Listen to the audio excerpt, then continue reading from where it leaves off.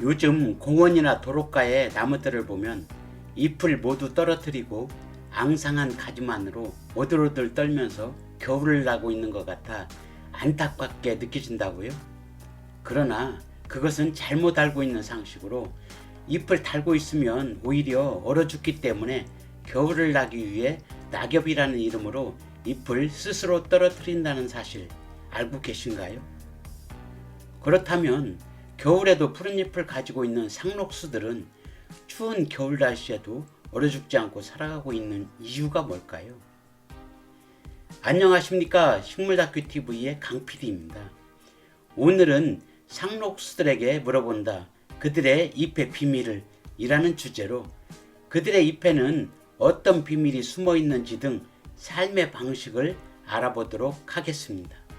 지난 76번째 이야기인 낙엽이 생기는 이유를 아시나요? 편의 영상에서 낙엽이 생기는 이유는 겨울철에 나무들이 잎을 달고 있으면 잎에서 수분이 날아가 나무의 체온이 떨어져 얼어 죽기 때문에 추위를 견디기 위해 잎이 떨어진다고 설명했는데요.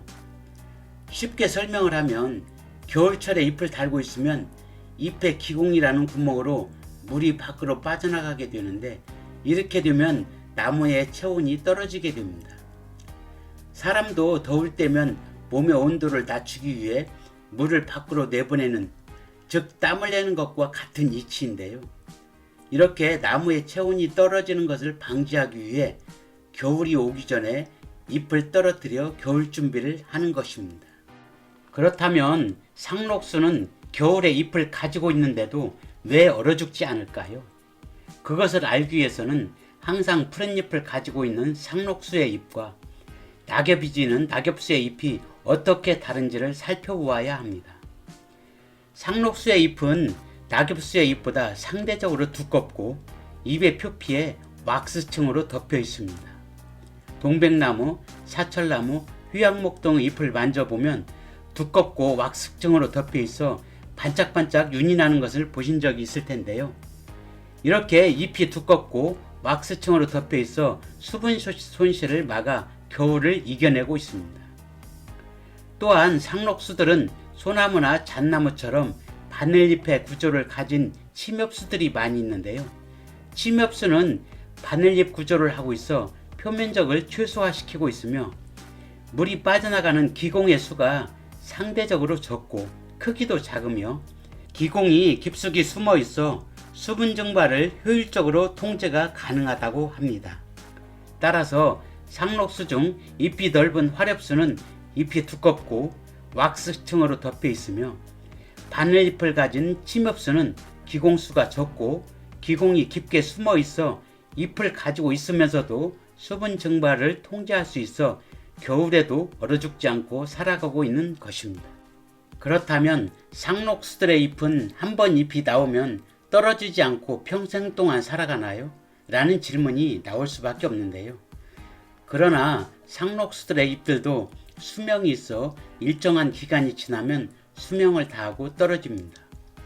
소나무의 잎은 봄에 올라온 잎은 다음해 가을에 떨어지는 것으로 잎이 항상 붙어 있는 것처럼 보이지만 2년이 지난 잎은 가을이 되면 노랗게 변색이 되어 떨어집니다. 보이는 사진에서 가지를 보면 윗부분에 녹색의 솔잎을 가지고 있는 부분이 올 봄부터 자란 가지이고 솔잎으로 내년 가을에 낙엽이 될 잎이고, 아랫부분의 가지는 작년에 자란 가지이며 붙어있는 노란색의 잎은 작년 봄에 나온 솔잎으로 낙엽 직전의 잎이라 노랗게 변색이 된 것입니다. 잣나무의 잎은 3 내지 5년 정도의 수명을 가지고 있는데요. 소나무나 잣나무처럼 상록 침엽수들은 대부분 가을에 잎이 떨어지지만 동백이나 사철나무 등의 상록 화렵수들은 대부분 겨울을 지나 봄철인 4, 5월경에 잎이 떨어진다고 합니다. 그럼 주변에서 볼 수 있는 상록수들을 알아보도록 하겠습니다. 먼저 동백나무입니다. 동백은 원래 남쪽 지방에서 자라는 나무이지만 지구온난화의 영향 및 도시의 열섬화 등으로 서울의 화단에서도 자주 목격되며 저희 아파트 화단에서도 꽃망울을 맺고 있으면서 살아가고 있습니다. 동백은 모든 꽃들이 다 지고 난 추운 겨울에 꽃이 핀다고 하여 동백이라는 이름이 붙여졌으나 2월부터 3월까지 꽃이 피며 겨울철이라 꽃가루를 이동해줄 곤충들이 없기 때문에 강렬한 붉은 꽃으로 동박새를 불러들여 수분, 즉 가루바지를 합니다.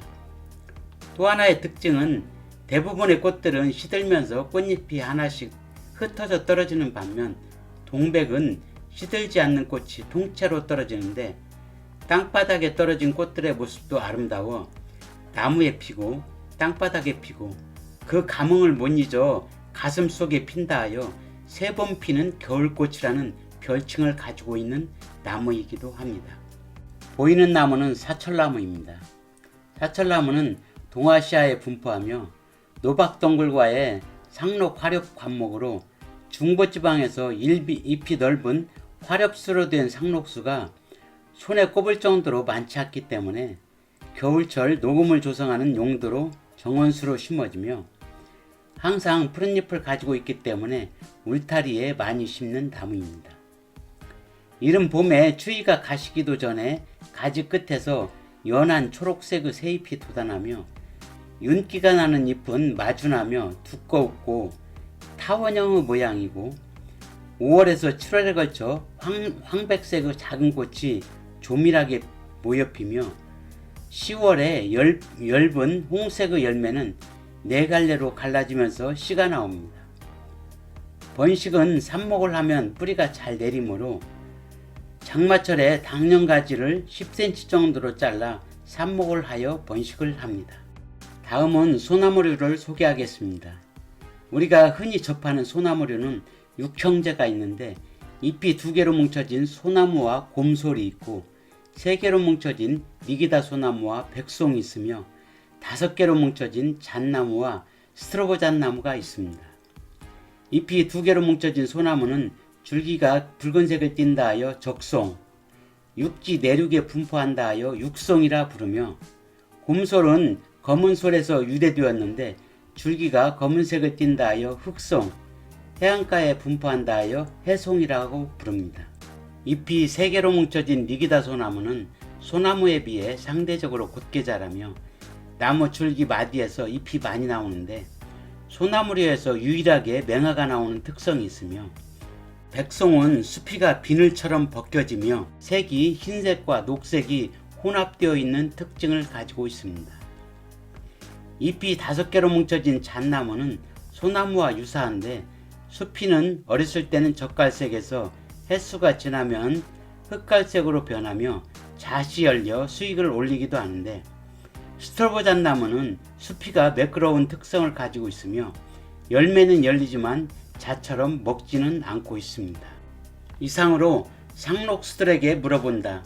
그들의 잎의 비밀을 이라는 주제로 상록수들이 겨울철에도 잎을 가지고 살아가고 있는 이유와 동백, 사철나무, 소나무류 등 많이 보여지는 상록수들에 대해 특성을 알아보았습니다.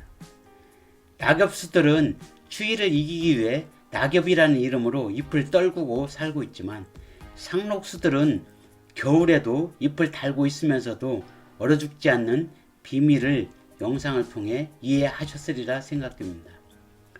이것으로 오늘 영상을 마칠까 하며 구독과 좋아요를 부탁드리면서 지금까지 식물다큐TV의 강PD였습니다.